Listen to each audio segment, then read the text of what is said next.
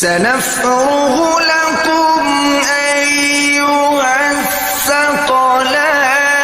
فبأي آلاء ربكما تكذبان يا معشر الجن والإنس إن استطعتم